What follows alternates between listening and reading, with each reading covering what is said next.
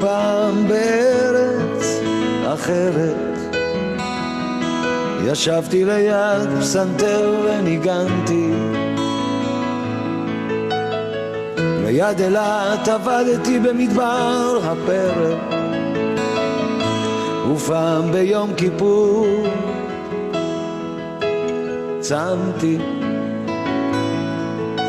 באמצע פרצה מלחמה ממושכת, אני חושב שהייתי גם שם, הייתי ממש כשבא לי ללכת, הייתי שנים, הייתי דקה, ובאמצע כשאמרו לי שמישהו מת, נניח החבר הכי טוב באמת, בכיתי ממש כי גם שם הייתי 2 סנטימטרים מעצב מלא, הייתי ליד עצי אשוח בקור, אז בחג המולד באמצע פריז, עם כל היהודים הייתי היסטוריה, הייתי גם בזרועות של אבי, הייתי ביום השואה הראשון, וביום השני וביום השלישי, בכיתי לפני שהלכתי לישון 2 סנטימטרים ממיטת אמי, אני הייתי כאילו פנקס פתוח, אז בתיכון מן ילד עם עפיפון, הייתי הסוס בשדה כשהרוח העיפה אותי עד לגדות הירקון, היינו בלילה שבו קרה הרצח, היינו בלילות שלא קרה בהם כלום, רקדנו מרוב שכרות לנצח, קנינו ביחד בקניון סוכר חום, הלכתי עם כל הילדים לבית הספר, העליבו אותי, קראו לי שמות, כתבו עליי ביקורת 5 עמודי כסח, יצאתי גם מזה עם כל הכבוד, הייתי ממש מרחק קילומטרים בתא טלפון עם הסימון מפרפר, חזרתי כדי לומר לך אהבתי, אבל את בטח היית עם מישהו אחר.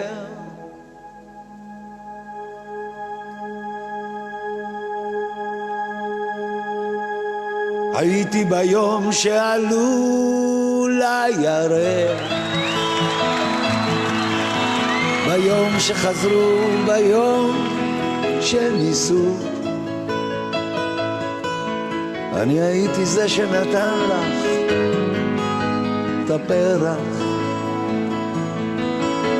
ביום הנישואים וביום החיזור, עכשיו אני כאן, הכל קשקוש בתחת, עומד ושר וחולם והוזר, היינו קצת כך והיינו קצת ככה,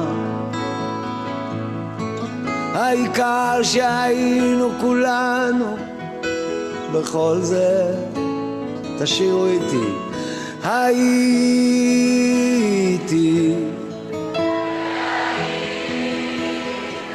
מרגש, הייתי לא בעניין, והיינו, הייתי, תמהרו קצת, אחרת ההופעה תימשך עד השעון ההוא, כן הייתי, הייתי ביום, הייתי בלילה, אוי טוב שבאת הלילה, או מה את עושה לי הלילה, כן, תיזהרי לא להוציא לי ריס מהעין, כן הייתי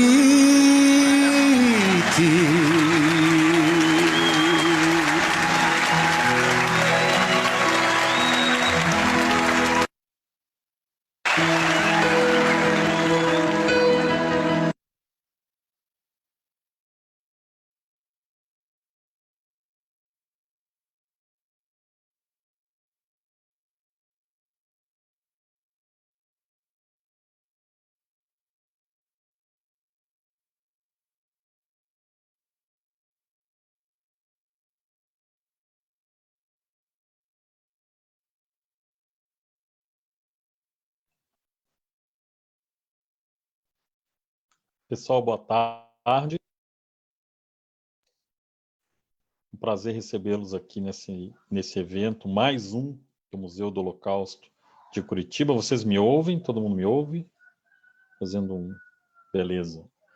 É um prazer recebê-los aqui nessa tarde para mais um evento do Museu do Holocausto de Curitiba. Temos feito vários no decorrer das últimas semanas, aulas, debates, tanto aqui no Zoom, com transmissão ao vivo para o pessoal do Facebook, aí eu mando um abraço para o pessoal que já está entrando lá, como também lá no Instagram do museu, as lives que estão fazendo bastante sucesso.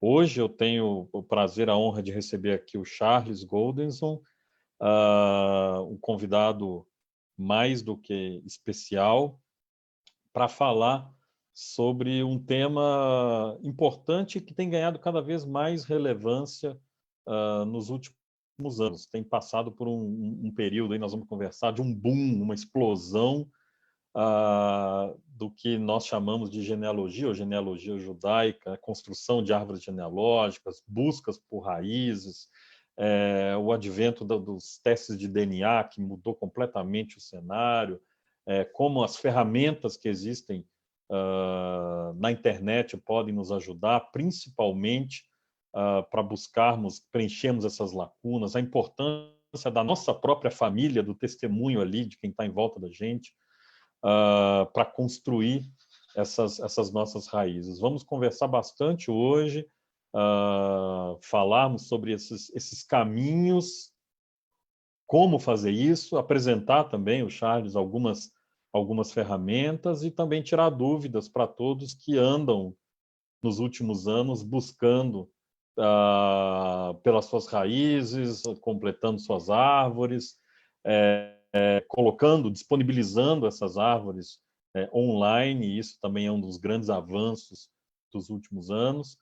Vamos conversar também um pouquinho sobre as ferramentas específicas na genealogia judaica, onde eu posso encontrar alguma informação, onde que eu posso ir direto buscar algum caminho, onde eu pergunto qual é o posto Ipiranga da genealogia judaica. A gente vai conversar um pouquinho hoje. Vocês estão vendo essas diretrizes do encontro, a gente sempre mantém logo na entrada para vocês se lembrarem, né, para se manter na opção do mudo, a não ser quando vá falar alguma coisa, a gente incentiva a participação, aí tira o mudo, mantenham-se conectados, enfim, com as câmeras, que é bacana olhar para o rosto de todo mundo nesse período difícil que a gente está vivendo. Quanto mais contato a gente tiver, melhor. Se a conexão não estiver legal, aí desliga a câmera e mantém ali o uso do microfone. Tá? Dito isso, eu vou passar a palavra para o Charles, ele vai apresentar um pouco sobre o tema, vai mostrar algumas coisas, a gente vai ter aí um tempo de uma apresentação dele e a gente depois abre para perguntas. Enquanto isso, vocês podem interagir, seja aqui no chat escrito, eu vou estar dando uma olhada, posso acrescentar alguma coisa, quanto lá no Facebook, vocês podem fazer, inclusive, perguntas, questionamentos, comentários e tudo mais. Claro, a gente vai abrir para isso oficialmente depois que o Charles fizer a apresentação, mas vocês já podem ir interagindo com a gente, eu vou ficar de olho aqui no que foi interessante para enriquecer esse nosso debate. Então, de novo, agradeço a presença de todo mundo, está enchendo lá no Facebook também. Charles, obrigado por aceitar o convite. A gente tem conversado aí nos últimos dias, nas últimas semanas, tentando afinar esse evento para que seja proveitoso para todo mundo, né? Que ninguém saia mais confuso do que entrou, mas que saia mais determinado a encontrar tudo aquilo que anda buscando por aí. Por isso a gente chama o encontro de desafios e também de oportunidades, né, no século XXI. Então, obrigado por aceitar o convite e é um grande prazer te ter aqui. Passo a bola para você e ficamos aí num bate-bola até a gente liberar a participação aí sim ativa do pessoal. Obrigado, Charles, e é contigo. Tá ótimo. Bom, primeiro, um prazer enorme estar aqui. Agradeço o teu convite, Carlos, do museu. É um prazer, primeiro, falar de algo que é uma paixão grande minha, a genealogia judaica, né? Eu já estou há algum tempo lidando com isso. É um tema que vejo que realmente o interesse cresceu bastante ultimamente. Eu queria, antes de começar a falar sobre a genealogia, sobre o que eu vou apresentar, talvez isso seja conhecido de muitos, mas a genealogia ela é muito além do que simplesmente a gente preencher alguns nomes e datas e colocar algumas fotos e montar uma árvore pequena ou grande, uma árvore genealógica, e achar que o trabalho foi feito, porque esse é simplesmente uma parte pequena do trabalho. O principal da genealogia e o que mais me fez ficar apaixonado por isso foi a perspectiva de criar um contexto para você entender aonde a tua família está inserida na história do mundo, né? A gente começa a ver nossos familiares como coadjuvantes ou até protagonistas de eventos importantes que, para a gente, até talvez há pouco tempo, eram temas que a gente estudou na escola. A gente deu a Segunda Guerra, a gente deu a Primeira Guerra, a gente deu grandes migrações, mas agora a gente passa a ver familiares nossos diretos, próximos e até distantes, envolvidos nesse processo. Por isso que eu queria começar compartilhando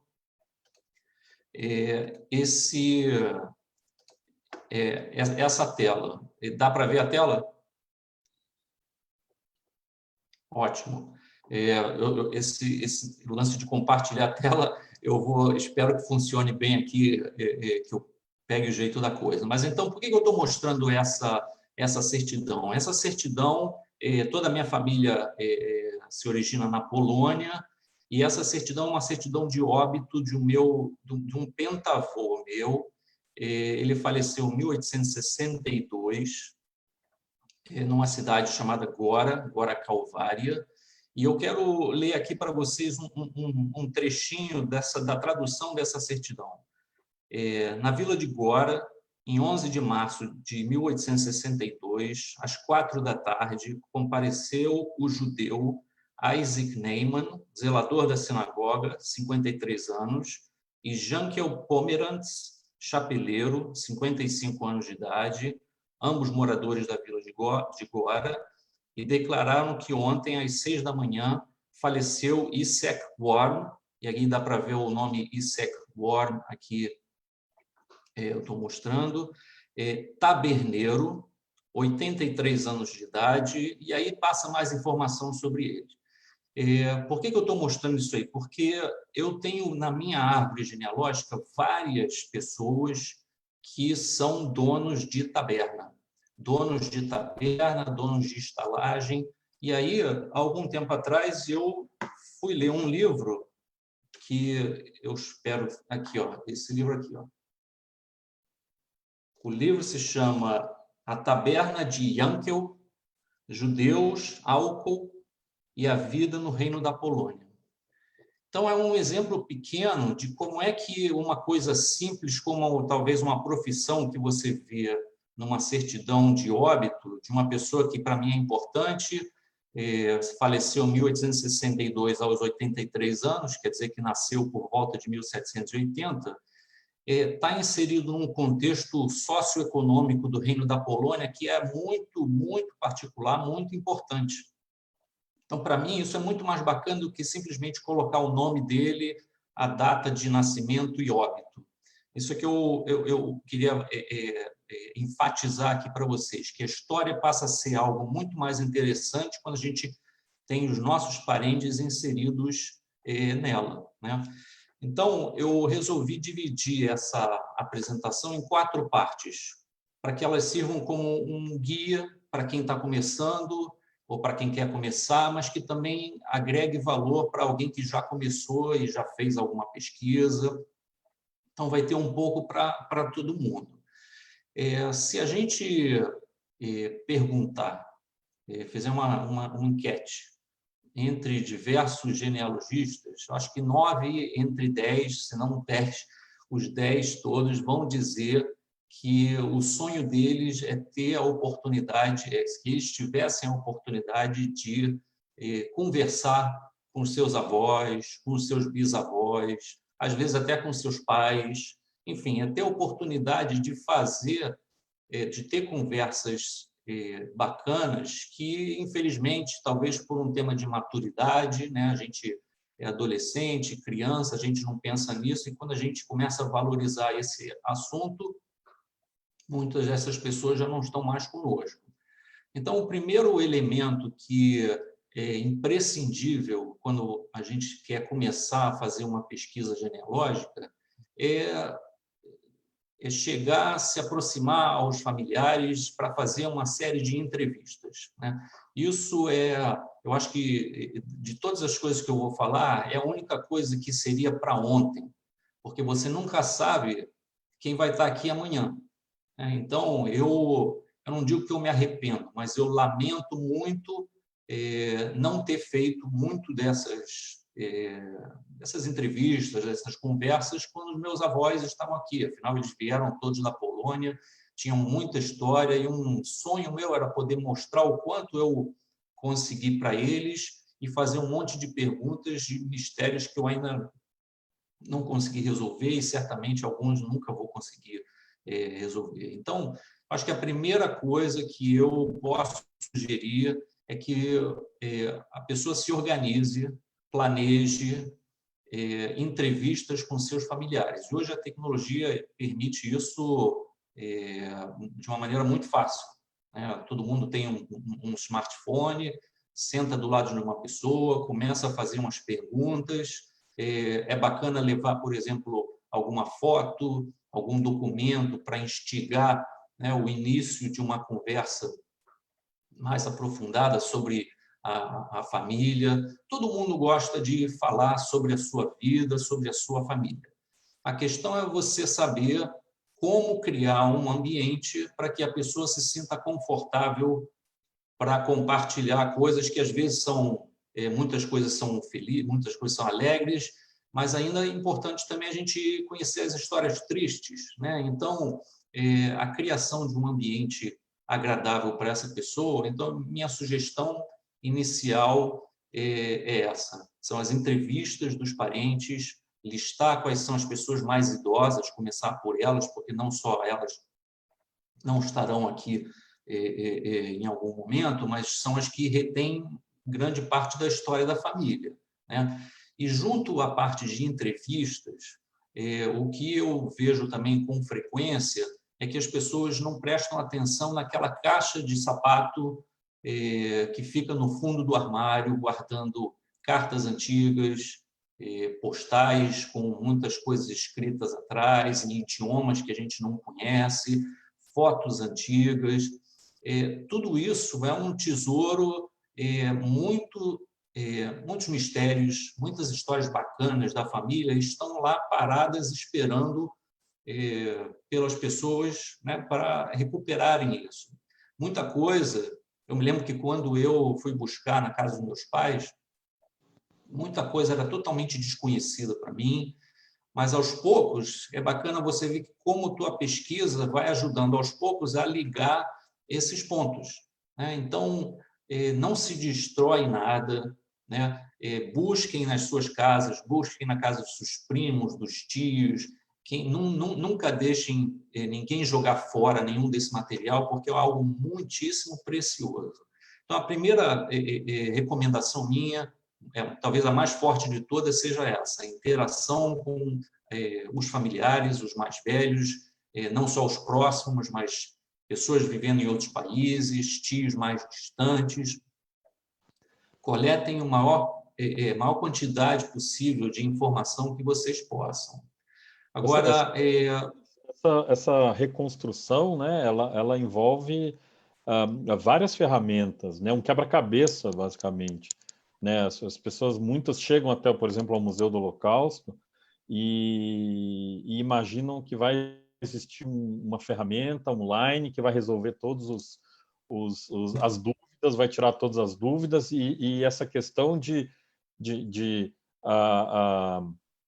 fazer esse quebra-cabeça, juntar as peças, e muitas vezes, muitas dessas peças estão mais próximas do que a gente imagina, acaba servindo como um ponto importante e um ponto de partida, muitas vezes, para aí sim se preencher lacunas por aí. Então, esse é um ponto fundamental e que a gente gostaria de deixar para quem está assistindo, né? Esse ponto de partida, essa importância daquilo que está dentro da casa da gente, que está na casa dos nossos pais, e poder conversar com quem ainda está aí, né? Todo mundo que trabalha, de certa forma, com genealogia, tem esse lamento que você disse, né? O lamento não poder ter conversado com outros familiares que não estão mais aqui. Então, exatamente. Eu lamento, meus avós não estão mais vivos, mas, por exemplo, eu perdi meu pai no ano passado, mas a gente fez muita coisa, muita coisa. Eu me lembro que ele até às vezes reclamava quando ele começava a falar alguma coisa, eu falava, peraí, deixa eu pegar. Ele via que eu sabia que eu ia pegar meu iPhone e ia gravar o que ele ia falar. Isso é uma coisa também importante, né? As pessoas terem transparência, né? Saber que você avisar, né, que vai estar gravando, registrando o que as pessoas estão falando, mas qualquer coisa, por mais corriqueira que possa parecer, é um registro importante, não só para a nossa pesquisa, mas para gerações futuras também, né? Então, tendo falado dessa parte de entrevistas e de vocês recuperarem ou guardarem, né, os registros que estão da família guardados nas casas de vocês, eu passaria para um segundo tema, que é quando a gente vai começar a fazer uma pesquisa no Brasil. Muitas pessoas já têm muita informação sobre os seus antepassados nos seus países de origem, mas muitas pessoas não têm. Então, nesse caso, cabe bastante uma busca em algumas fontes no Brasil para você justamente obter essas informações que permitam que você busque nos seus países de origem. Imagina que você saiba, mesmo que você saiba nomes e sobrenomes e datas e cidades onde os teus antepassados nasceram, a vida no Brasil, a vida que eles levaram no Brasil, também eles já deixaram muitos rastros que podem ser recuperados através de buscas, seja na internet, ou seja em outros arquivos. Então, eu acho que vale a pena aqui eu dedicar um pouquinho. São muitas ferramentas disponíveis para o genealogista fazer pesquisa aqui no Brasil, então eu queria focar principalmente em duas, que são talvez as primeiras paradas, né? Que são o Arquivo Nacional e a Biblioteca Nacional. Então, eu vou... deixa eu compartilhar aqui uma outra tela com vocês.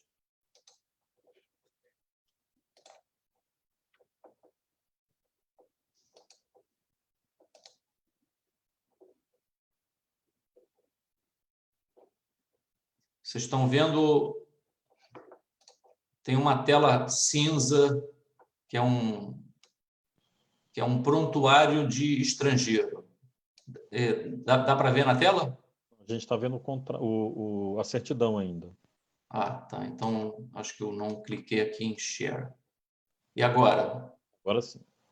Tá. Então, quando a gente vai no Arquivo Nacional, o Arquivo Nacional é uma fonte excelente de informação e eu vou focar, já falei, vou focar no Arquivo Nacional, na Biblioteca Nacional. Dentro do Arquivo Nacional, eu vou falar sobre 3 documentos que são de maior valor para quem está fazendo uma busca, uma pesquisa genealógica, que são o Prontuário de Estrangeiro, o processo de naturalização e, mais adiante, a lista de passageiros.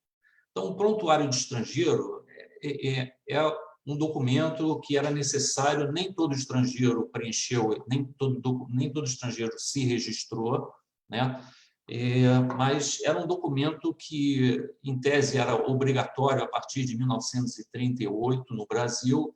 Todo estrangeiro entre 18 e 60 anos tinha que se registrar numa delegacia de polícia próxima de onde ele morava, né? Então, aqui eu estou mostrando parte de um registro de estrangeiro, de um prontuário de estrangeiro do meu avô. Ele se chamava Hein Mayer Grossworcel. Aqui traz o nome dos pais. Aqui eu quero chamar a atenção para vocês para o nome da cidade onde ele nasceu, Przysucha, que é na Polônia. Aqui dá a data onde ele chegou no Brasil, 6 de julho de 1929. E um ponto aqui que eu devo mencionar é que esse era um avô adotivo. Eu não o conhecia. A última vez que meu pai e minha tia o viram foi quando eles eram ainda crianças. Eles eram crianças porque ele e minha avó se divorciaram. Minha avó casou de novo. Então, a gente praticamente não sabia absolutamente nada dele. Então, só da gente conseguir o prontuário de estrangeiro dele no Arquivo Nacional, eu já descobri muita coisa sobre os pais, sobre a cidade onde ele nasceu, quando ele chegou no Brasil, e uma das coisas mais bacanas foi a foto dele. Ninguém sabia como é que ele, enfim, como é que ele parecia. Então, uma quantidade de informação num documento pequeno, né, que já permite bastante que a gente vá e pesquise lá fora. O processo de naturalização é um pouco maior do que esse documento, porque tem muito documento burocrático. Era quando alguém pedia, solicitava naturalização como brasileiro, né? Mas a informação que contém o processo de naturalização é muito da informação que está no prontuário de estrangeiro, com mais informações, às vezes, sobre o trabalho, sobre negócios que a pessoa tinha, sobre outros membros da família, endereços. Então, é uma informação mais completa. Como eu falei, nem todo mundo tem prontuário de estrangeiro ou processo de naturalização. Por exemplo, mulheres, não era tão comum na época as mulheres se registrarem como era para os homens, porque os homens precisavam de conta bancária, carteira de motorista, e as mulheres na época costumavam viver, dependiam financeiramente dos homens. Então, elas não tinham nenhum problema em não se registrar. Os homens teriam, porque eles não conseguiriam trabalhar. Então, você acaba vendo mais homens se registrando como estrangeiro do que mulheres. Em termos de naturalização, é quase que a mesma quantidade de pessoas, um pouco mais homem do que mulher. Então, eu não vou mostrar um processo de naturalização, porque a informação é um pouco parecida, mas eu queria que vocês atentassem aqui, voltando aqui, para o nome da mãe dele, Peça Grossworcel, para a cidade onde ele nasceu, Przysucha, e aqui para a data onde ele chegou, quando ele chegou no Brasil. Então, agora eu quero mostrar para vocês uma outra uma outra tela. Estão vendo uma tela do Cian? Então, estou começando já a aprender como funciona esse share aqui no Zoom. Então, eu vou, por exemplo, digitar aqui Golden Zoom. Golden Zoom é o meu sobrenome. E quando eu clico em pesquisar, eu já estou dentro do sistema do Arquivo Nacional, né? Então, estou me logando. É um acesso grátis. Todo mundo precisa fazer para acessar. Então, coloco Golden Zoom aqui nessa pesquisa livre. E aí vejam que aparece um documento aqui. Assuntos políticos, entrada e permanência de estrangeiros e SEC Golden Zoom. O que isso significa? Como é que você pode obter esse documento, ou documentos de prontuário de estrangeiro, processo de naturalização no Arquivo Nacional? Se você faz uma busca como essa que eu fiz aqui, pesquisa livre, e aparece um documento, basta você ir no Arquivo Nacional e solicitar esse documento, que ele vai ser disponibilizado para você em pelo menos uma semana. Eles pedem para você voltar em uma semana, você pode voltar e fotografar o documento, né? Ainda que eu não encontrasse, se eu fizer essa busca para Grossworcel, não vai aparecer nada, porque os documentos ainda não foram indexados dentro do Arquivo Nacional. Mas isso não quer dizer que eles não existam. Vocês viram que eu consegui documentos sobre o Grossworcel no Arquivo Nacional. Então, a primeira coisa a fazer, quando alguém está buscando alguma informação no Arquivo Nacional, é fazer uma pesquisa livre para ver se encontra algum documento. Se não encontrar, aí tem que ir no Arquivo Nacional, se você viver na cidade do Rio de Janeiro, e fazer uma solicitação. Essa solicitação demora de 1 a 2 meses. Agora, com o Covid, pode estar demorando muito mais, né? Se você vive fora da cidade, você pode fazer um pedido online, demora um pouco mais. Mas eu queria aqui resumir como é que você consegue obter prontuário de estrangeiro e processo de naturalização. São esses dois documentos os mais importantes que você consegue obter através do Arquivo Nacional. E o terceiro que eu comentei também foi a lista de passageiros, né? Vocês se lembram que eu mencionei a lista de passageiro, a data quando meu avô chegou no Brasil, 6 de julho de 1929. Então, eu venho aqui em favoritos, relações de vapores de entrada no Rio de Janeiro, e aqui eu vou buscar a data, você vê que começa em 1875, né? Então, eu tenho que encontrar a página certa, onde está o vapor que chegou no dia 6 de julho de 1929, né? Então, essa é a página desse período, né? Vocês podem ver aqui que está o dia 6/7 de 1929, tem 3 navios chegando de Hamburgo. Tem o Aurigny, Raul Soares e o Rui Barbosa. E cada página tem centenas de listas de passageiros, né? Então, eu vou naquela lista do meu avô, né? Do dia 6/7. Eu vou clicar em arquivo digital. Eu não vou clicar porque eu não vou... pode tomar muito tempo, eu já deixei a aba aqui aberta. Então, quando eu clico no dia 6/7, né, no arquivo digital, o que me abre aqui, vocês passam a ver isso aqui.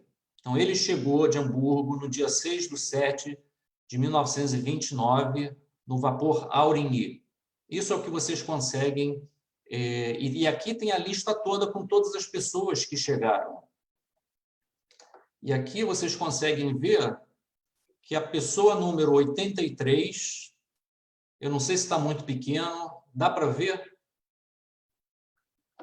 Haim Grossworcel, masculino, 23 anos, solteiro, polonês, israelita, tem instrução, confeiteiro. Eu não sabia que ele era confeiteiro. Ninguém sabe, as pessoas da família conheciam ele, pouca coisa sobre ele. Aqui eu tenho já a profissão dele, veio de Varsóvia, e também tem alguma coisa que eu não tinha, era para onde ele foi quando ele chegou. Foi para a rua Nabuco de Freitas, eu acho que número 61. Se eu for no Google, essa casa que era um sobrado, hoje é uma ruína no bairro de Santo Cristo, no Rio de Janeiro, para onde muitos judeus se encaminhavam quando chegavam, antes de ir talvez para a casa de amigos e parentes. Então, com isso, eu consigo mostrar para vocês que o Arquivo Nacional tem muita informação de valor, ainda que vocês tenham informação sobre o país de origem, cidade e tal, dos seus antepassados, os documentos, o prontuário de estrangeiro e o processo de naturalização trazem muitas informações sobre a vida deles também no Brasil. Talvez negócios que vocês sequer conheçam, que eles estiveram envolvidos, mais informações sobre famílias, endereços onde eles moraram. Então, recomendo uma visita com calma, um cadastro no site do Arquivo Nacional, que é o CIAN, e lá vocês podem ver com mais calma essas funções. A outra fonte importante de pesquisa no Brasil é a Biblioteca Nacional. Existe o site da Hemeroteca Digital, que é algo espetacular, onde a Biblioteca Nacional já digitalizou milhões de periódicos, de jornais aqui do Brasil, desde final do século XIX.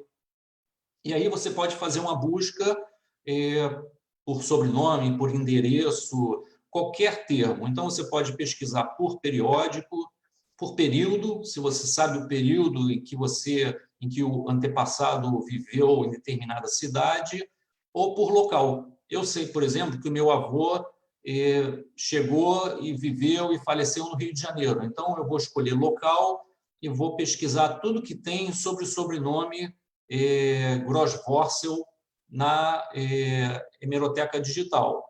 Então, eu vou aqui, seleciono o local, digito Grossworcel, né, e mando pesquisar. O que resulta... Deixa eu passar aqui. O resultado dessa busca é isso que vocês estão vendo na tela. Então, cada jornal tem tantas páginas, é o número de páginas, por exemplo, Jornal dos Esportes, tem 29.000 páginas na Hemeroteca Digital, digitalizadas, né, do período de 1953 a 59, e tem 5 ocorrências do sobrenome Grossworcel, né, que pode ser ele ou pode ser um parente, né? E aqui, então, vocês veem que não são muitas ocorrências, então cabe a quem está fazendo a busca entrar em cada uma dessas ocorrências e ver o que você encontra em cada uma delas. Aqui eu peguei apenas um exemplo. E aqui, uma coisa bacana demais da Hemeroteca, que ela faz essa elipse verde aqui ao redor do termo que você está pesquisando. Então, ela direciona você para você não ficar tendo que correr a página inteira. Então, esse aqui é o Jornal do Comércio, e mostra que Reinmeier Grossworcel, né, que ele, então, se envolveu num acidente com um bonde. Meu pai se lembra que ele mancava, mas a gente nunca tinha informação nenhuma sobre o acidente, né? Então, agora a gente tem um recorte de jornal da época falando sobre indenização, que ele tinha pedido uma indenização, né, da Companhia de Carris, Luz e Força. E agora, talvez, se eu tiver, enfim, paciência e perseverança, é o caso de eu começar até a buscar para saber se esse processo existe, para saber como é que foram as circunstâncias do acidente, o que aconteceu, se ele reclamou que não teria como sustentar a família. Então, é um universo de coisas que a gente consegue puxar baseado apenas num artigo de jornal. Então, esse acho que é o valor da hemeroteca digital. Eu fiz uma pesquisa só para vocês, mas eu recomendo. A hemeroteca, o acesso dela é grátis, vocês não precisam fazer nenhum, não tem login, é entrar no site da hemeroteca e começar a fazer a pesquisa de vocês e ver e quanto mais detalhada for a pesquisa, claro que vai reduzir o número, né, de ocorrências, mas talvez vocês encontrem exatamente o que vocês estão buscando. Então, a gente falou, então, da parte importante que é começar a entrevista, engajar os familiares, né, nesse processo de entrevistas e buscar documentos em casa. Como é que a gente busca informações no Brasil, não só para permitir que a gente faça pesquisas no exterior, né, no país de origem, mas também buscar informações sobre a vida, né, dos nossos antepassados aqui no Brasil. Outra coisa, por exemplo, curiosa que eu descobri sobre o Reinmeier é que ele era um enxadrista muito bom. Também ninguém sabia disso, mas aqueles artigos do Jornal dos Esportes mostram ele participando de campeonatos estaduais de xadrez, ganhando, perdendo, muito bacana. Tem muita coisa na hemeroteca digital para vocês encontrarem sobre os parentes de vocês. E aí, então, a gente passa para um outro universo, que já definimos, então, o suficiente para a gente fazer uma busca no exterior. O que eu faço agora? Meu antepassado veio da Alemanha, da Polônia, da Bessarábia, do Líbano, dos Estados Unidos, da Palestina. Onde é que eu começo a procurar? Então, aqui tem o posto Ipiranga da genealogia judaica, é o JewishGen. JewishGen é um portal, né, ele evoluiu bastante, eu me lembro, né, o Carlos falou que ele entrou no JewishGen, o Carlos começou na genealogia muito antes, há muitos anos atrás, né, antes de eu pensar em fazer genealogia. Ele falou, né, que o JewishGen estava engatinhando. Hoje o JewishGen tem milhões de registros judaicos, né? São centenas ou milhares de bases de dados que você pode acessar através do JewishGen sem ter que ir para cada uma dessas bases de dados. Então, a primeira parada para quem está fazendo genealogia judaica é o JewishGen. O JewishGen é um site de acesso grátis. Se você fizer uma contribuição, você tem alguns serviços que facilitam a pesquisa, mas você tem acesso a todas as coisas, independente se você paga ou não. Então, está aí a sugestão, começarem a se registrarem no JewishGen e começarem a brincar para entender as funções do JewishGen em mais detalhe.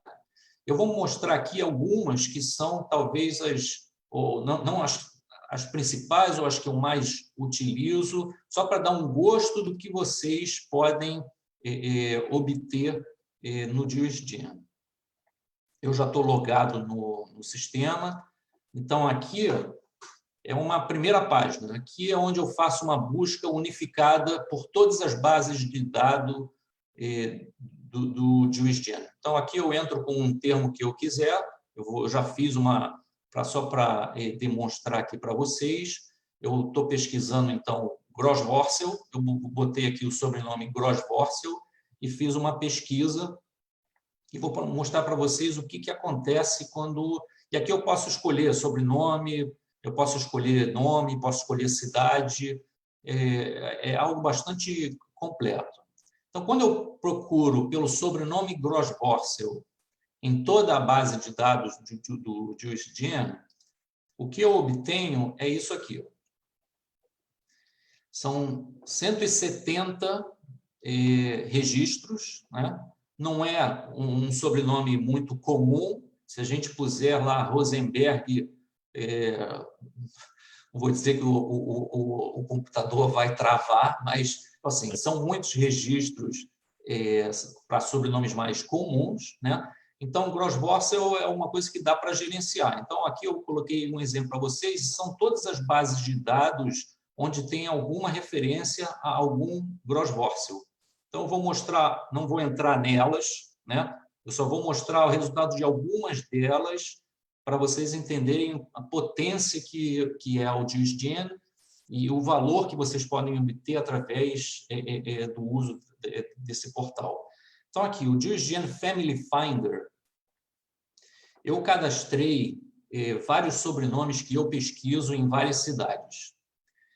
E, ao fazer isso, eu estou informando a milhares de outros pesquisadores os meus interesses. Então, quando alguém entra no sistema e procura por Gross-Worcel, vai ver que eu me interesso por esse sobrenome. Então, essa pessoa pode entrar em contato comigo. Então, o que eu faço aqui no Family Finder, quando eu clico aqui nesses 4 registros, o que aparece? Pouca gente interessada nesse sobrenome. Pode ser bom, pode ser ruim, né? Porque quem procura, quem está interessado é porque realmente é familiar, né? Então, eu estou interessado em Gross-Worcel em 2 cidades, em Szyblowiec e em Chizurra, são 2 cidades próximas na Polônia, mas tem uma pessoa aqui, Alexandre Messer, né? Que está interessado no mesmo sobrenome em cidades próximas. Então, eu posso praticamente afirmar que a gente está pesquisando a mesma família, as mesmas pessoas, né? Então, eu vou aqui, clico e aparece abre uma janela para eu escrever uma mensagem para ele. Então, eu posso descrever que, olha, eu tenho interesse nisso, eu mostro, passo detalhes para ele. Então, a forma de você encontrar o JuiceGen Family Finder, ele permite você encontrar pesquisadores que estão interessados ou no mesmo sobrenome, ou numa mesma cidade, ou melhor ainda, o mesmo sobrenome na mesma cidade, que é algo mais específico ainda. E ele considera também variações, não é? Você pode fazer uma busca exata ou uma busca fonética. É talvez uma das melhores ferramentas que o JuiceGen tem. Eu uso isso muito. Como eu pago, né, faço uma atuação, eu recebo alertas de pessoas quando elas cadastram determinados sobrenomes que são de meu interesse. Então, eu não preciso ficar verificando toda hora quem entra novos sobrenomes. Então, voltando àquela página dos resultados, eu vou mostrar aqui que eu entrei aqui nessa, por exemplo, essa lista aqui, lista do gueto de Lodz, tem 5 registros, né? Então, quando eu clico aqui, o que aparece? Aparece essas 5 pessoas. Leia, né? Waia, Pessa, Schlama, Scheindler e Esther Gittler. Vocês se lembram do nome da mãe? Isso aqui não vai ter provinha, né? Mas vocês se lembram da mãe do nome da mãe do Marco, do Reinmeier Gross-Worcel. É Pessa. Então, aqui foi o primeiro e único lugar, né, onde eu encontrei um registro da minha bisavó, mostrando o ano em que ela nasceu, né, que ela estava no gueto de Lodz, porque uma coisa que eu não disse é o filho veio, né, meu avô veio para o Brasil com o pai, e como era comum naquela época, as famílias vinham aos poucos, né, juntava dinheiro, mandava, comprava passagem para um, depois juntava para outro, mas infelizmente não deu. Minha bisavó ficou em Lodz com uma das filhas e acabaram morrendo no gueto de Lodz, as 2. Então, aqui está mostrando que ela era uma trabalhadora no gueto de Lodz e dá a data também, a data de óbito dela, né? Então, o que eu fiz com isso? Essa informação, para mim, já é uma informação espetacular. Só que eu aproveitei essa informação e escrevi para o arquivo de Lodz, né? Com base nessa informação, eu escrevi para o arquivo de Lodz dizendo, olha, deve ter um registro da minha bisavó, que ela era trabalhadora, morava no gueto de Lodz, tal. E aí, o que eles me mandaram foi isso aqui.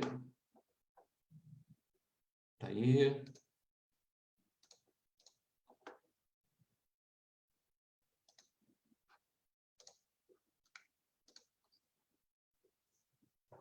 Dá para ver, né?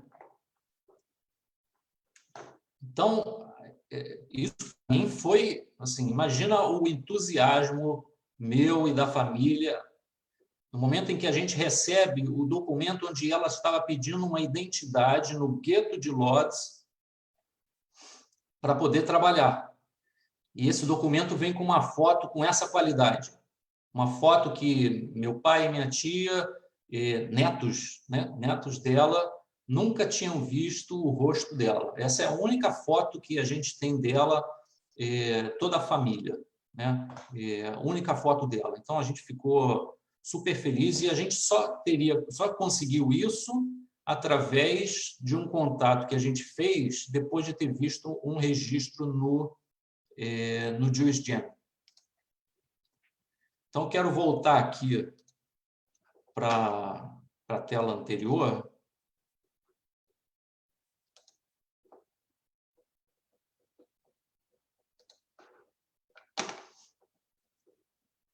Que é a lista do gueto, né? Então, a gente já viu o que a gente conseguiu. Eu volto, então, novamente.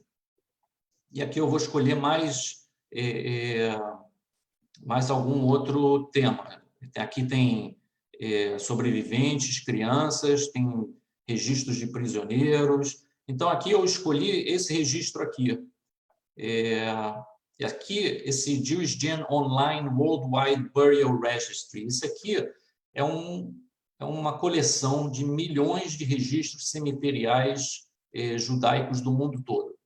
Tem muita coisa também, nós da sociedade, a gente já fez um trabalho bacana de enviar informações para o JewishGen sobre sepulturas aqui do Brasil.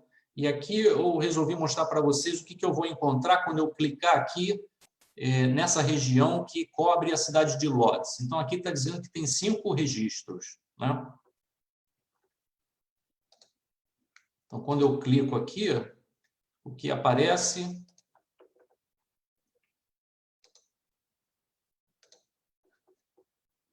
é novamente aqui, dá para ver aqui no final peça. Então, peça Grosswurzel, a data de 5 de novembro de 1941, 57 anos. Se eu clicar aqui, eu não vou clicar aqui no momento, mas se eu clicar aqui, vai aparecer detalhes de onde ela está sepultada no cemitério de Lodz. Vai aparecer o nome do pai. Então, tudo informação que me permite avançar mais ainda na pesquisa genealógica, porque agora não só eu conheço o nome da minha bisavó, mas eu conheço o nome do pai dela. E aí eu pedi de novo para o arquivo de Lodz, pedi a certidão de óbito, né? Eu tinha a data, né? Tinha um nome, pedi a certidão de óbito, e na certidão de óbito aparece o nome do pai, o nome da mãe. Deixa eu ver aqui se eu consigo compartilhar essa tela, consigo facilmente mostrar para vocês. Aqui. Então, aqui é mais um documento que o arquivo de Lodz me enviou. Esse aqui é a certidão de óbito dela, que dá mais informação do que eu tinha no site do JewishGen, né? E aqui mostra filho de Zelman Reutemann. Então, agora eu sei qual é o sobrenome de solteira dela. Eu sei qual é o nome da mãe dela, Maria, né? Mariam Reutemann, nascida Wislitzky. Então, o sobrenome de solteira da mãe. Então, tudo isso ajuda você a subir na árvore genealógica. Além do que, não são só nomes, como eu mencionei no início. Dá o contexto, né? Aqui dá a causa do óbito, né? Peritonite, que era um problema sério, né? Infecção dificuldade, né, como é que é, situação sanitária dentro do gueto de Lodz. Morria muitas pessoas por infecção e, enfim, foi o caso dela. Eu cheguei até uma coisa que eu não ia falar aqui na apresentação, mas eu fiquei pensando por que ela não veio para o Brasil, porque num outro documento que eu conseguia, de uma das filhas dela, aparecia lá que o documento da filha apresentava autorização para a imigração de outras 2 pessoas. E justamente 2 pessoas, minha bisavó e a filha dela, né, não vieram para o Brasil. Então, o que eu fiz? Eu fiquei pensando, por que não vieram para o Brasil, né, já que todo o resto da família veio? Então, vocês vão se lembrar, eu não estou com o livro aqui, mas é um livro de uma pesquisadora da USP, Maria Lúcia Tucci Carneiro. Escreveu um livro sobre o antissemitismo na era Vargas, sobre as circulares secretas que proibiam, dificultavam, né, a emissão de visto para judeus. Então, eu escrevi para o Ministério das Relações Exteriores pedindo a documentação onde minha bisavó pediu visto para vir para o Brasil em, sei lá, 1936, 37. Eu joguei verde, mas no final das contas a resposta que eu recebi foi que qualquer documentação dessa época do consulado lá de Varsóvia não existe mais. Então eu não consegui comprovar que ela não veio por causa, né, da dificuldade de imigração nessa época, mas fica uma pulga atrás da orelha. E isso é mais um exemplo, né, daquela relação da genealogia com o contexto histórico, já não mais na Europa, mas agora no Brasil, na era Vargas, né? Então, o que eu queria... tem mais um ponto aqui para mostrar sobre o Jewish Gen, que é essa parte final aqui. Vocês veem que tem vários registros aqui. Tem 21 nessa região de Piotrkov, 100 na região de Radom. Aí já é de uma outra base de dados. Então, quando eu entro nessa base de dados, e a última que eu vou mostrar para vocês, o que eu vejo é isso aqui. Então, aqui vocês estão vendo Shizurra, que é a cidade onde meu avô nasceu. E aqui são registros civis. Então, esse documento aqui apresenta um catálogo, né, um índice de registros civis. Tem muita coisa, não é totalmente completo, né, mas tem muita coisa. E aqui vocês podem ver vários Grosswurzel, né, onde eu posso pesquisar, por exemplo, certidões de nascimento, que é B de birth, D de death e M, que é de marriage. Então, tem muita coisa aqui que, se eu não consigo a imagem através do site, eu pelo menos sei que existe, eu posso me contatar o arquivo lá na Polônia ou pesquisar por alguma outra base de dados na internet. Eu usei aqui um exemplo meu da Polônia, mas se vocês têm... Eu já tive casos de sucesso, assim, coisas muito bacanas pesquisando no Líbano, através do Jewish Gen, na Alemanha, na Argentina. Então, independente de onde você está pesquisando fora do Brasil, a primeira parada para pesquisa em outro país deve ser Jewish Gen. Uma coisa que eu devo mostrar também, percebam que quando eu movo o cursor aqui em Research, aparecem em base de dados, aparecem várias bases de dados, né? Se eu quiser fazer uma pesquisa por todas elas junto, eu faço por aqui. Aqui eu só vou falar sobre duas funções. ViewMate, né, que é uma função onde você pode postar documentos e você consegue tradução de graça. Então, eu uso muito isso quando eu tenho, por exemplo, uma certidão em russo e aí eu posto o documento lá, em alguns dias, um voluntário vai traduzir a certidão, altíssima qualidade, ou se eu tenho um postal com alguma coisa escrita em ídis, atrás, em polonês. Então, vocês podem usar a ViewMate justamente para essa função. Ou se vocês querem saber se alguém reconhece uma foto. Então, o ViewMate é para isso. É uma ferramenta premiada, muito boa para isso. E o fórum de discussão, quando você não encontra alguma coisa, quer discutir algum tema, pedir ajuda, alguma recomendação de um pesquisador, qualquer coisa, você também pode participar de um fórum de discussão.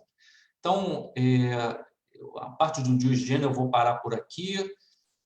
Falei, então, um pouquinho sobre a parte de entrevistas e registros, né, aqui, né, na casa de vocês, na família, sobre pesquisa no Arquivo Nacional, na Biblioteca Nacional, e quando a gente vai para fora, começar, é apenas o começo, né? Tem também muita coisa que não está ainda no GeoSTN, usando a plataforma do GeoSTN. Por fim, acho que a última parte que eu acho que é bastante relevante de falar para as pessoas, que eu sinto muita falta disso, é onde é que a gente vai organizar, onde é que a gente vai manter, compilar toda essa informação que a gente vai juntando ao longo do tempo. Muita gente começa a anotar isso num papel, põe numa planilha, um faz um documento em Word, o outro faz um PDF. A melhor forma da gente ter isso aqui é usando um software de árvore genealógica. Existem, tipo assim, tem para todos os gostos, tem software grátis, tem software pago, tem software ou tem website, você não precisa carregar nenhum software no teu computador. Então, tem várias opções no mercado. Eu vejo, por exemplo, só para citar alguns exemplos, tem MyHeritage, que é muito conhecido, Ancestry, muito conhecido, Gene, muito conhecido também, tem o Legacy Family Tree, Roots Magic, são vários. E aqui eu sugiro, a gente já publicou alguma coisa sobre isso na nossa página no Facebook, página da Sociedade, mas vocês também podem procurar artigos sobre como escolher o melhor software, o melhor sistema de árvore genealógica. Agora, por que eu acho isso primordial? Primeiro, porque você pode compartilhar o acesso com outros familiares. Então, a coisa não fica só num caderninho na tua casa. Você pode compartilhar, seja para os outros familiares apenas verem, né, visitarem a árvore sem poder de edição, até você dar acesso completo para que as pessoas da tua família possam compartilhar, adicionar documentos, adicionar fatos, né? Claro que um certo método, né, que você pode definir para não bagunçar a árvore, mas talvez um dos principais benefícios é justamente o acesso não só de uma pessoa, mas de todos os familiares a uma árvore comum. Afinal de contas, genealogia é um trabalho colaborativo, não é um trabalho individual. A outra vantagem de ter uma árvore num desses sites é que você vai dormir, mas o sistema está trabalhando para você, né? O sistema está continuamente fazendo varreduras nas árvores dos milhares ou milhões de outros usuários, né? E em busca de perfis, de fatos que possam coincidir com as pessoas da tua árvore.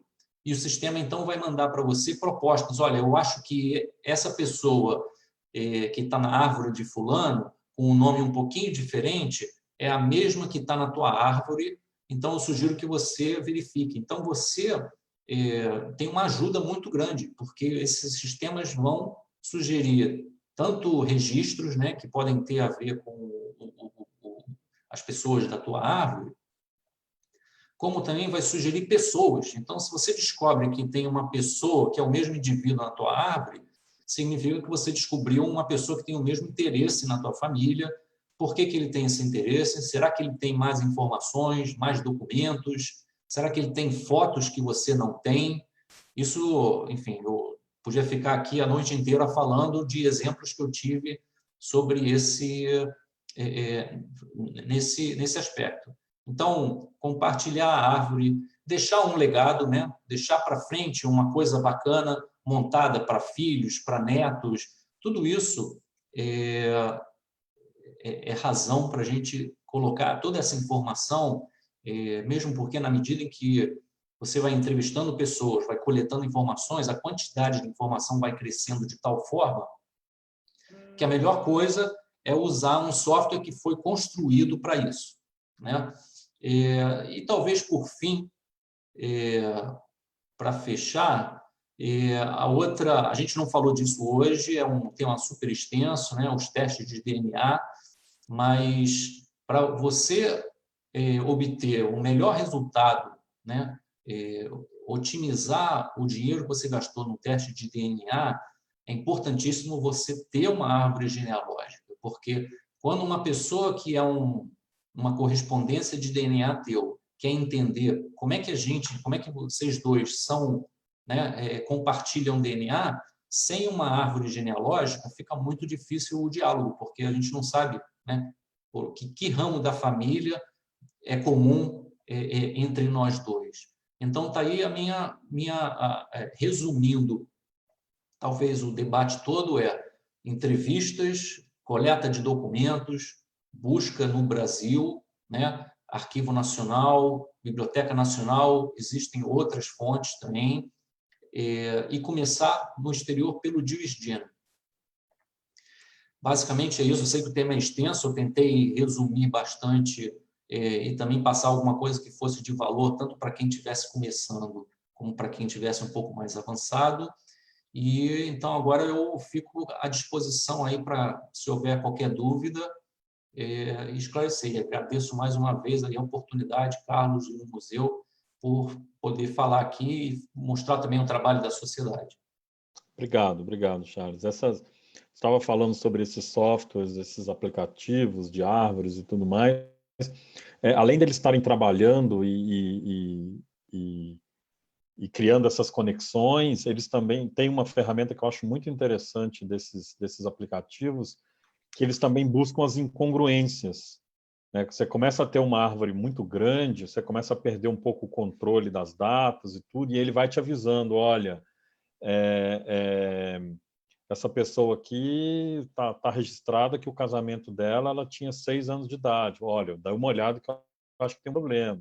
Olha, esses aqui são irmãos que nasceram com 5 meses de diferença. Veja ali que pode ser um problema.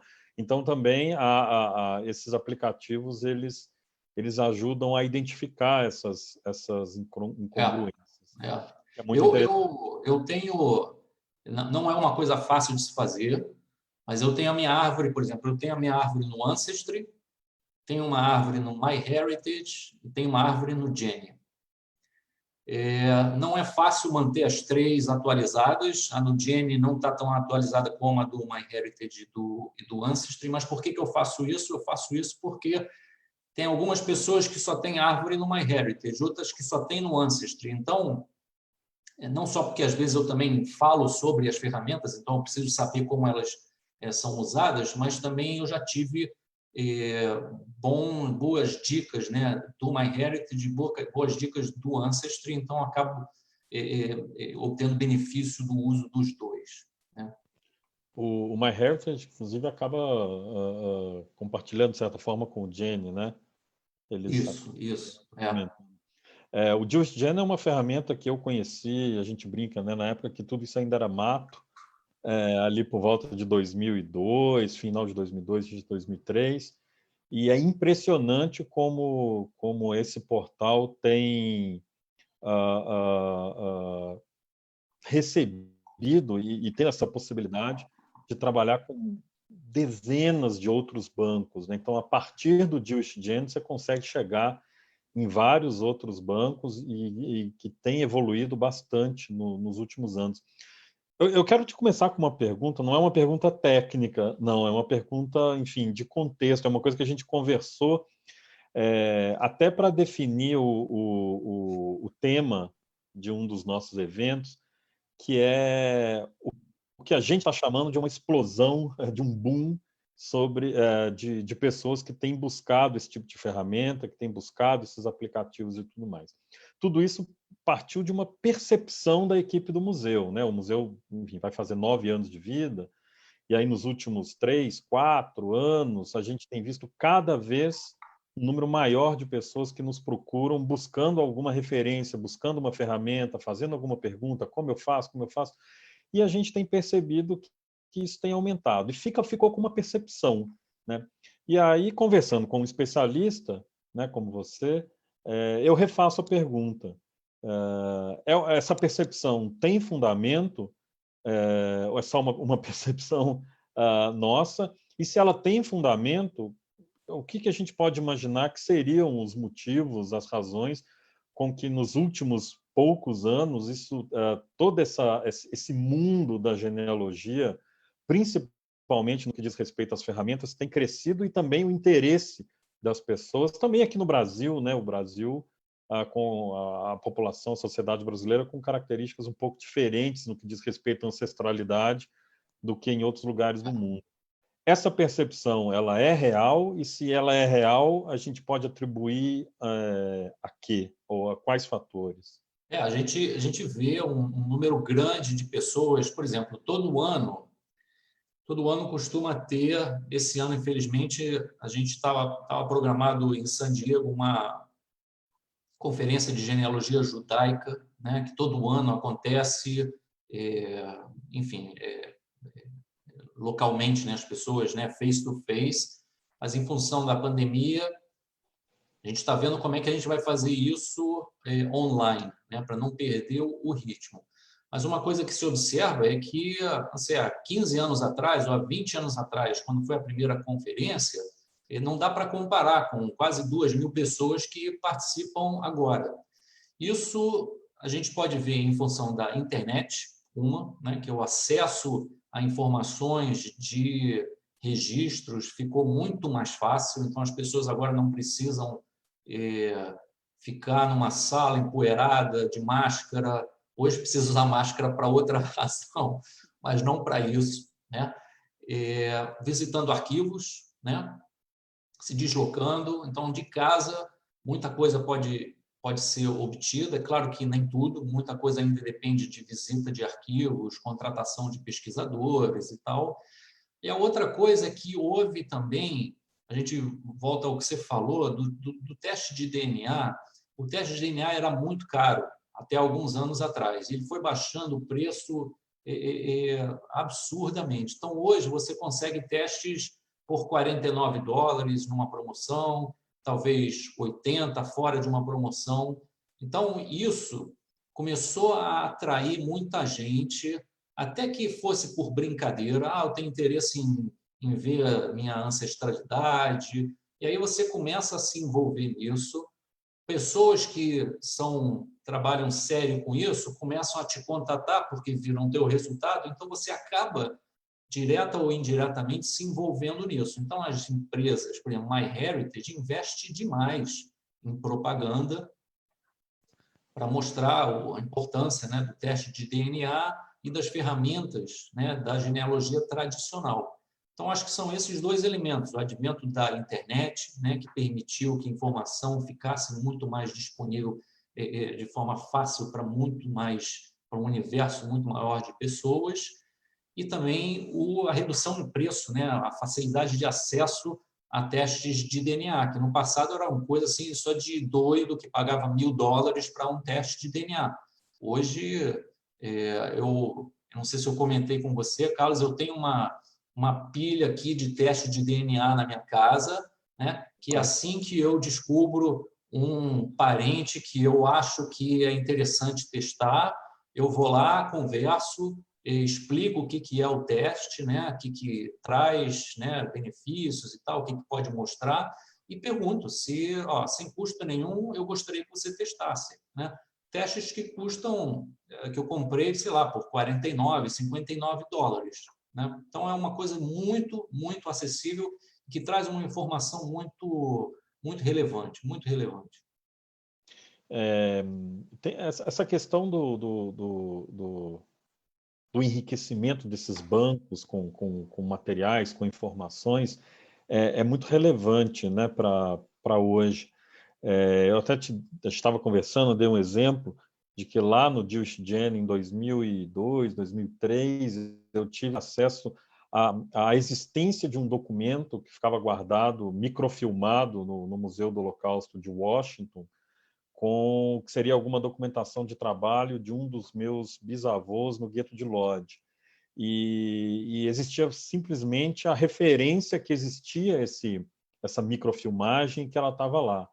E há mais ou menos 2 ou 3 anos, numa das pesquisas, eu descobri que criaram um projeto específico lá com voluntários e toda essa documentação conseguiu ser recuperada, digitalizada, e ela está online. Então, assim, eu demorei pouco mais de 10 anos entre saber da existência do documento e ter a possibilidade de ver o documento e de ver a foto dele. Eu estou falando sobre isso porque a gente que está acostumado a passear por esses sites, por essas páginas, e eu recomendo vocês a seguirem a página da sociedade, se fala muito em indexação, em mutirão de indexação. Eu queria que você explicasse para o pessoal o que significa isso e como isso é relevante nesse trabalho, que é um trabalho, né, compartilhado. Então, o que seria essa indexação? A gente fala de indexação, muito, eu não comentei isso aqui hoje, de uma entidade que assim, faltam palavras para agradecer o empenho dessa entidade em genealogia, que é o Family Search. Family Search é um dos melhores sites de genealogia, é gratuito, é impressionante o que eles fazem em termos de disponibilizar informação para o público em geral. Então, indexação é você buscar, pegar a informação de um documento genealógico e passar para um banco de dados, ou para uma planilha que eventualmente vai para um banco de dados. Então, você extrai a informação relevante, por exemplo, de uma certidão de nascimento. Então, você vai, por exemplo, transcrever o nome do pai, o nome da mãe, a data do nascimento, a cidade, enfim, algumas informações que permitam que alguém, fazendo uma busca de sua casa, consiga agora encontrar esse documento. Porque se o documento não foi indexado, é praticamente como se ele não existisse ainda. Um exemplo que eu mostrei, por exemplo, da permissão de trabalho para minha bisavó, eu só consegui encontrar no arquivo de Lodz porque eu sabia da existência dele, porque algum voluntário indexou um documento, uma lista, no JewishGen, né? Então, quase tudo que a gente descobre em genealogia, a gente descobre porque algum voluntário dedicou seu tempo para indexar aquela informação. Então, por isso que eu faço questão sempre de publicar informação sobre indexação, incentivando a indexação, que a grande maioria dessas publicações são do Family Search. Mas, por exemplo, recentemente o arquivo Arousen, que é um arquivo também muito famoso, com informação sobre o Holocausto, eles estão pedindo voluntários para indexar muitas das informações que eles têm. Eu até tentei fazer, só que era muita coisa em alemão, escrito à mão, e infelizmente eu não conseguia fazer, mas gostaria de fazer, porque também já obtive muita coisa através do arquivo Arousen. Então, tá aí fica uma sugestão. Quando eu faço indexação, para mim é independente se é documento de judeu ou não judeu. Eu vou no Family Search porque eu já obtive muito do site, então para mim é uma forma de retribuir, né, o que eu já obtive do site. Então eu escolho lá um projeto, certidões sei lá, de Santa Catarina, ou de Ceará, de Salvador, e começo a indexar. A partir desse momento que eu indexei, alguém em breve vai poder encontrar uma certidão. Talvez essa pessoa estivesse buscando esse documento já há muito tempo e só vai passar a encontrar agora porque alguém indexou. Tem um pessoal aqui no chat do Zoom perguntando sobre o teste em si. E aí são vários os aplicativos, as empresas, a gente falou do MyHeritage, do Ancestry, tem vários. E aí o Eduardo Joelson, que eu até convido para participar aqui do debate, conhece muito sobre o... Tá ali, agora eu estou vendo ele ali comentou, né, uma questão relevante, né, que é o envio desse material para os Estados Unidos. Normalmente a Anvisa barra esses testes, a gente não pode mandar diretamente. O MyHeritage, inclusive, orienta a mandar para um outro local, em São Paulo, em Campinas, porque aí isso acaba chegando lá de uma outra forma. Então, eu recomendo fazer uma busca mesmo por essas empresas, por esses aplicativos, não só por uma questão de valor, de preço, mas também aquilo que vai oferecer em termos de compartilhamento. Você comentou, Charles, sobre o arquivo Arousen. É impressionante a velocidade com que eles conseguiram colocar muita coisa online. Eu me lembro de ter feito uma pesquisa ali pelo ano de 2012, 2013, que o Arousen, enfim, enfim, foi criado lá no final dos anos 40 para ajudar a buscar familiares. Ele se tornou uma ferramenta de pesquisa em meados dos anos 2000 só. Isso. E eu me lembro de ter mandado um e-mail para eles, encontrado um e-mail lá no finalzinho da página, mandado um e-mail pedindo informações sobre minha avó, né? E aí, por volta de 6 ou 7 meses depois, eu já tinha esquecido da história, eles me mandaram por e-mail um dossiê espetacular, um dos melhores que eu tenho a respeito da passagem da minha avó pelo gueto de Lodz, por Auschwitz, pelos campos e tudo mais. E quando o Arousen, o arquivo, entrou no ar com toda essa documentação, hoje esse material, pelo menos 70% a 80% desse material, que há 6, 7 anos atrás eu esperei alguns meses para que eles me mandassem, hoje eu já consigo, sem login, sem pagar nada, já entrar lá, já digitar, e eu já tenho ali pelo menos 70%, 80% desse material que naquela época, e naquela época nós estamos falando de 2012, 2013, eu esperei alguns meses para que eles compilassem com uma carta ainda e tudo mais, e me mandassem esse material. Então, a velocidade com que esse material é indexado, é digitalizado e é disponibilizado é impressionante. A gente fica 1, 2 meses sem entrar em determinada ferramenta e eu acabo entrando de novo para fazer a mesma busca que eu fiz de 2 em 2 meses, de 3 em 3 meses, porque podem aparecer ali novos registros. Sim, né? sim. E o arquivo Arousen não está no DigiGen, é uma base de dados impressionante. Agora, deixa eu fazer alguns comentários muito rápidos sobre DNA aqui, que eu acredito que pode ser de valor. Primeira coisa, um conceito que eu vejo muito acontecer, as pessoas vão e fazem o teste em si. Recomendação número 1 é você testar os mais idosos na tua família. Então, por exemplo, no meu caso, eu testei os meus pais.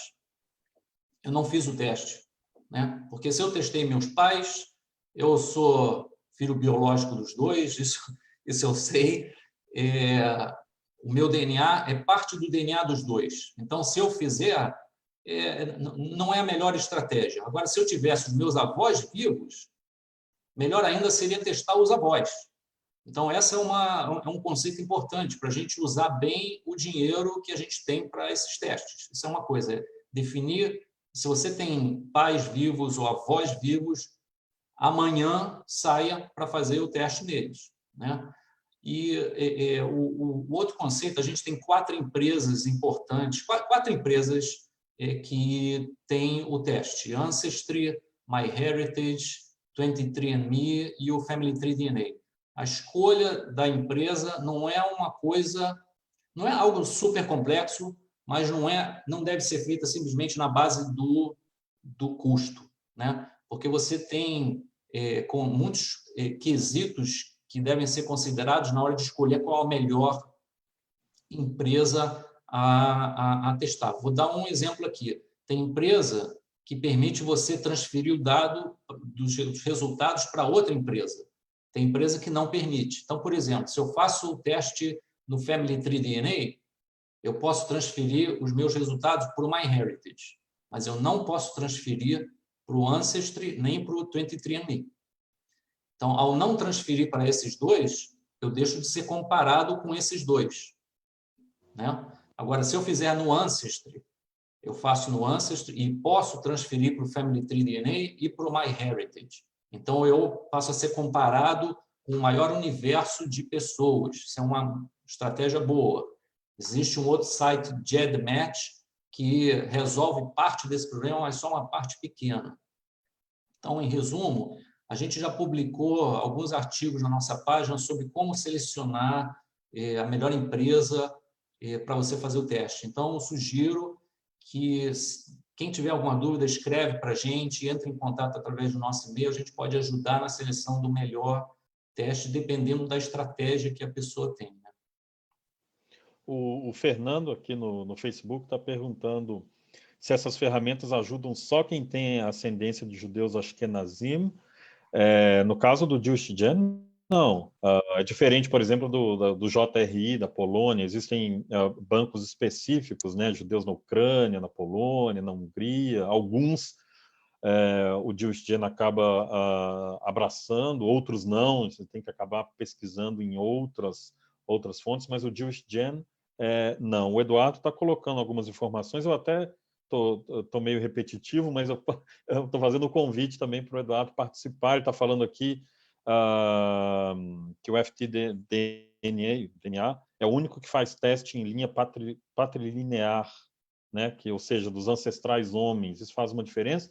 Eu vi que ele se desmutou. Isso é uma vantagem importante do Family Tree Comece o DNA. Charles aí. Fala. Aprendi isso com o Charles, ele que me ensinou. Estou só repassando. É uma vantagem importante do Family Tree DNA, que é a única empresa que faz os testes de cromossomo Y e DNA mitocondrial. Né? Dependendo da estratégia que você tem, né, na tua pesquisa, é algo que vale a pena fazer. Se for a tua estratégia, então vale a pena testar no Family Tree DNA. Mas não é só isso que deve ser considerado, tem várias coisas a considerar. Então, sugiro ler, tem vários artigos em alguns blogs, qual o melhor teste para fazer. E se tiver alguma dúvida, com prazer a gente ajuda a escolher. Uma coisa também que eu acho que é uma curiosidade, uma vez um amigo meu, ele perguntou para mim, mas todo esse negócio de genealogia, qual é o resultado prático disso? Eu falei, prático. Prático é eu conhecer a minha família, eu ter o prazer de ver o contexto onde minha família está inserida, de onde a gente veio, qual era o ambiente histórico. Não, mas qual o resultado prático disso?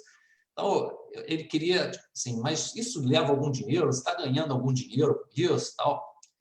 Curiosamente, há uns 2 anos atrás, porque eu tenho vários sobrenomes cadastrados no JewishGen Family Finder, né? Aquela lista de sobrenomes que eu falei para vocês há pouco, uma pessoa de Israel, do Ministério da Justiça de Israel, me contatou e, resumindo uma história muito longa, era uma herança. Eu não fiquei rico por isso, não fiquei rico longe disso, mas era uma herança. E ela só conseguiu entrar em contato comigo porque descobriu o meu interesse por um sobrenome específico numa cidade específica do JewishGen. Então, a última vez que eu encontrei com aquele amigo, eu falei, não é talvez o que você queria, mas é parte disso. Então, é um outro benefício também. Também seria a questão da previsibilidade de doenças, né? Porque tem aquela questão da doença do Ashkenazi e tudo mais. Então, você, fazendo essa pesquisa, você faz um rastreamento, né? A sua tendência a ter essas doenças. Enfim, também essa questão da doença mesmo, da previsão contra alguma enfermidade, né? Que você tem na família. O MyHeritage, inclusive, tem um programa que é só a respeito de saúde, né? Que eles fazem um levantamento. A origem, até é bom dizer, a origem daquela base de dados da Polônia foi a visão de um cara que começou a pesquisar na sua família, ele queria mais informações a respeito de uma doença específica. Então, foi com esse objetivo que começou. E o próprio Family Tree DNA também começou dessa forma, né? Foram pessoas falando como é que a gente pode pesquisar a herança, o fato de uma pessoa ter um gene que predispõe a uma determinada doença. Foi a origem de toda essa coisa do Family Tree DNA.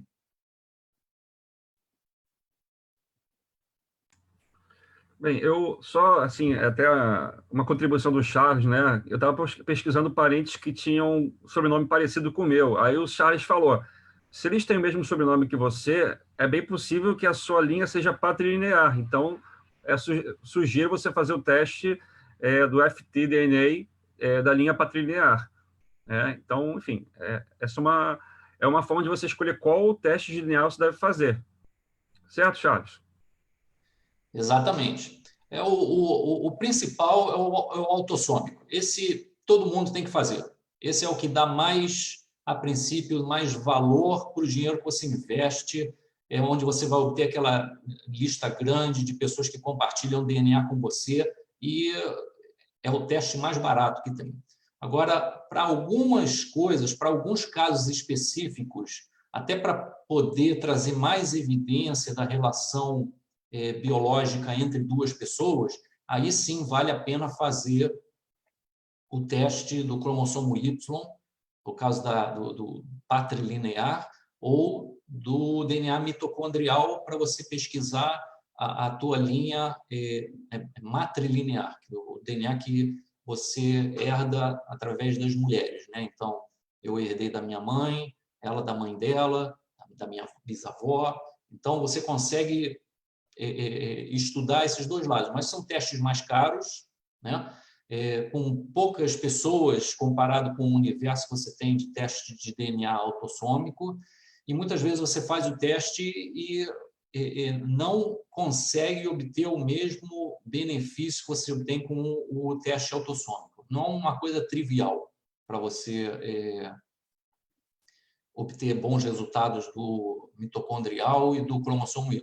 A gente pode até depois marcar um outro papo só sobre isso aí as pessoas vão entender por que é mais difícil, porque mutações ocorrem com muito menos frequência no cromossomo Y e menos ainda no DNA mitocondrial. Então, fica muito difícil você descobrir antepassados através da análise do DNA do mitocondrial ou do cromossomo Y. Então, foquem inicialmente no DNA autossômico, né? E aí, dependendo dos resultados, a gente pode partir para o cromossomo Y ou mitocondrial. A gente ainda tem alguns minutos, se aparecer ainda alguma dúvida, alguma questão, inclusive aqui do pessoal do Zoom, que queira participar oralmente, tem o chat, tem ali também os comentários da live no Facebook, que vocês podem ainda, a gente ainda tem alguns minutinhos para poder responder uma outra pergunta. Charles, a gente fica tentando analisar esses últimos anos desse crescimento, tanto das bases de dados, quanto do interesse, essa questão do DNA, analisando. Eu vou te fazer uma pergunta difícil, uma pergunta de futurologia, que é onde é que a gente pode chegar? Quais são os próximos, imagina que seriam os próximos passos, as próximas ferramentas, os próximos desafios, de certa forma, que a genealogia e a pesquisa genealógica vai enfrentar. As coisas costumam, a tendência é que todo esse processo fique cada vez mais simplificado, mas, ao mesmo tempo, novas demandas vão surgir. Então, eu queria que você falasse um pouquinho sobre, dentro dos congressos, nas discussões sobre os especialistas, em que caminho a gente está indo, né? O que vai acontecer do ponto de vista da pesquisa genealógica e da genealogia como um todo para os próximos anos, o que nós podemos esperar disso para daqui a pouco? Eu acho que são três componentes. O básico vai continuar, talvez, o mais importante, que é, assim, são os, vamos dizer assim, os dois extremos, o que eu cobri na minha apresentação, que é a pesquisa e a árvore genealógica. É você conhecer quem eram os teus antepassados, montar uma árvore genealógica, envolver os familiares nessa construção. Então, quanto mais pessoas, mais árvores a gente tiver, mais coincidências a gente vai ver. Por exemplo, o gene, o conceito do gene, da árvore do gene, é diferente do conceito da árvore do MyHeritage, por exemplo. No MyHeritage, você tem a tua árvore e ninguém mexe nela, só quem você quiser dar acesso. O gene, o conceito do gene já é uma árvore global. Então, você não é dono da tua árvore, você põe lá os perfis da tua família e, em teoria, qualquer um pode ir lá modificar, mudar alguma ligação, né? Para isso, você tem até curadores que tentam controlar um pouco essa ânsia das pessoas de mudar as coisas. Mas, então, quanto mais pessoas tiverem fazendo suas pesquisas, mais fácil vai ser da gente encontrar pessoas com quem a gente pode colaborar, né, na nossa pesquisa. Eu acho que a outra coisa, o que a gente vem falando de DNA, né, que na medida em que vai ficando cada vez mais barato, né, e o acesso das pessoas vai aumentando, a gente vai descobrindo quase que exponencialmente, quanto mais parentes eu testar, maior é a chance de eu descobrir mais parentes. Então, por isso que eu testo, sei lá, tios e primos, porque aumenta a minha probabilidade de entender como é que as outras pessoas se relacionam comigo, né? Então, a parte básica, né, de pesquisa, eu acho que é importante. O acesso do DNA, que vem aumentando, e isso aí vai continuar, eu acho que está sendo uma revolução. Mas na parte técnica, eu acho que na parte de justamente DNA. Hoje, a gente não testa todas as áreas, e nem precisa testar todas as áreas do DNA das pessoas para ter essa análise. Afinal de contas, sei lá, quase 99% do nosso DNA é o mesmo. Então, a gente não precisa testar 99%, precisa testar os outros, sei lá, 0,5%, 1%. Mas, na medida em que essa resolução desse teste vai ficando cada vez mais detalhada, a gente vai poder aumentar o alcance desses testes de DNA. Então, a gente vai poder comprovar com mais facilidade a relação entre duas pessoas. Aí eu acho que uma coisa para o futuro. Essa parte de testes de saúde não cresce tanto quanto as empresas gostariam. Elas fazem muita propaganda, né? Porque, afinal de contas, o que esses testes mostram é um potencial de acontecer alguma coisa, não quer dizer que vai acontecer, né? Então, o que eu acho que vai acontecer no futuro é continuar foco, é o que a gente vê nas conferências, foco muito grande em pesquisa tradicional, né, de arquivo, de documentos indexados, no teste de DNA, e esperar que os testes de DNA não só se popularizem mais ainda, como fiquem a resolução mais detalhada para a gente obter mais resultados deles. E é também um desafio, aí nós somos nosso como Brasil, alimentar esse sistema mundial de informações e de dados, né? Eu imagino que o Brasil ainda, eu não sei se engatinha, mas a gente ainda está muito longe de um potencial, de uma possibilidade de indexação de documentação particular nossa, e aí alimentando as buscas e os pesquisadores que procuram aqui esse tipo de material. A gente ainda tem muito para crescer nisso, e aí eu queria que você falasse um pouco. O Brasil, assim, de novo, os esforços de indexação no mundo inteiro, acho que a primeira entidade que eu possa mencionar vai ser sempre Family Search. Eu acho que são os líderes mundiais em armazenamento, em disponibilização de documentos relacionados com genealogia. Eles têm uma missão deles está muito relacionada com a manutenção dessa informação.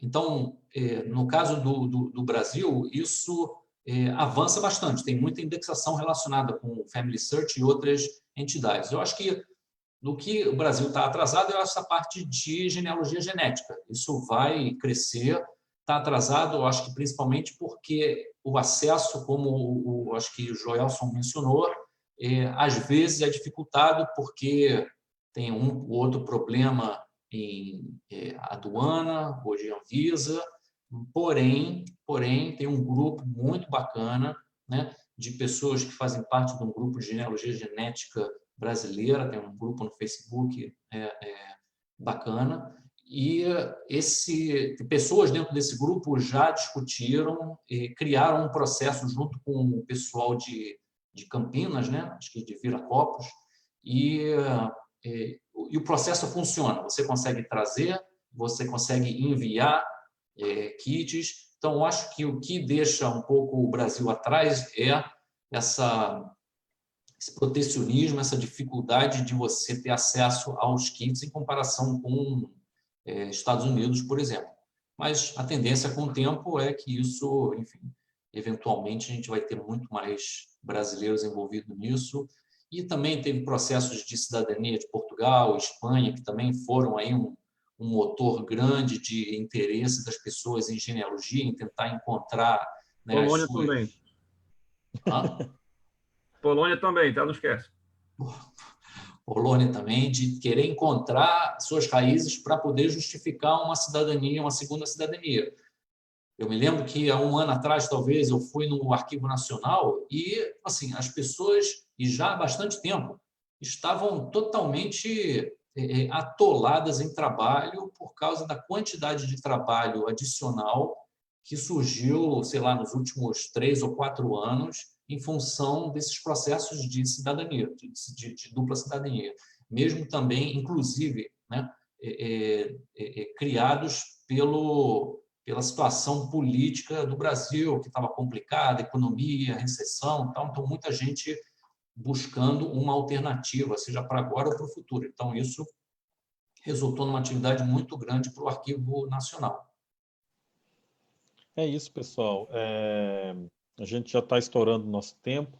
Fica aqui, então, como sugestão, vocês passearem, navegarem por todo esse mar de informação que existe online, disponível, o Arquivo Nacional, a Biblioteca, o JewishGen, o Arquivo Arousen, conhecer essas plataformas online de árvores genealógicas. Eu convido todo mundo a seguir a página da Sociedade de Genealogia Judaica do Rio de Janeiro. Faz um trabalho muito, muito bacana de divulgação desse processo, de certa forma. Dúvidas, outras perguntas que vocês tiverem, direcionando à sociedade, direcionando ao Museu do Holocausto de Curitiba, casos específicos que lidam com a questão da Polônia, vocês podem procurar o Eduardo, o Joelson ali, que está disponível também para ajudar a encontrar esses caminhos e preencher essas lacunas. A gente agradece muito a presença de todo mundo. Eu passo a palavra, enfim, para o Charles, para o Eduardo, para fazer a última consideração, para despedir do pessoal, para a gente poder encerrar o nosso evento. Acho que duas coisas que eu diria.